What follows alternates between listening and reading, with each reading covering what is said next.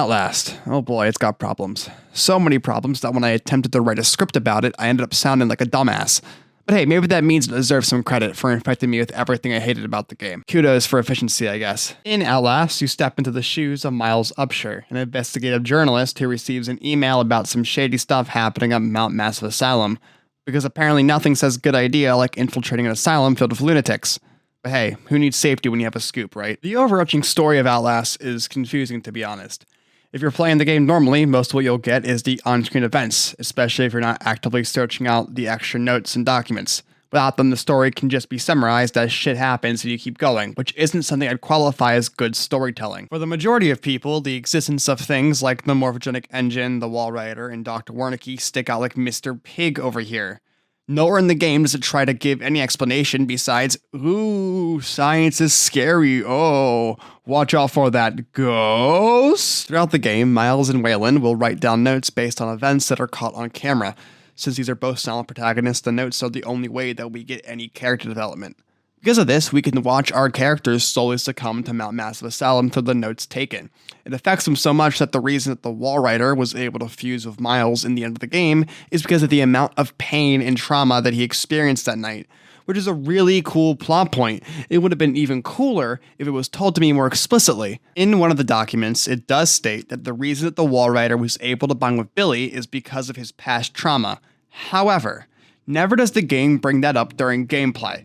If I was warned by some character that the Wall Rider was drawn to people like the ones in Mount Massive, then I would have shrugged it off as me being a dumbass. But I shouldn't be trusted to remember a small part of some random fucking document while getting chased by the Michelin Man. Just a reminder would have been nice. Throughout the documents, you learned about the actions of the Murkoff Corporation, including who Dr. Wernicke is in his work on the morphogenic engine. Some of the documents also talk about other characters like Father Martin and Chris Walker, giving you more of a backstory to your pursuers. And, unlike the story, I actually like the side characters. Each character has their own personality. Father Martin wants you to spread his message to the outside world. Chris Walker wants to contain the conspiracy. The twins want to eat you. Okay, so not all of them are super deep, but you get the point. The characters help immensely with the environment as well. While Chris is on patrol, all you hear from him are the thumps of his footsteps, his constant muttering, and the dragging of his chains, making him feel like he's never too far away. Traeger does something similar with his huge scissors, opening and closing them ever so often. But his best quality is his personality, which I've been told is the most important thing of a man. Periodically, Traeger will crack jokes about his patience and make fun of you for being the most difficult one he's had. Traeger's personality is a high schooler trying to do a Joker impression, and it's amazing. But no matter how much I love the characters, they all have the IQ of instant mashed potatoes. During a chase, the enemy will follow your path the shortest way possible, but if you run into a room and hide under a bed or in a locker, the enemy reverts to the decision-making of a fucking amoeba. I'm not saying that they should find you immediately, but when you run into a room with 2 lockers and they only check one, they start to lose their scare. As for the core gameplay loop, it consists of running and hiding, followed by a scavenger hunt, and I hate it. Imagine you have to take a shit really bad, but to get to the bathroom, you need to go to the basement. But to unlock the basement, you need to find that key, which is guarded by 12 angry toddlers.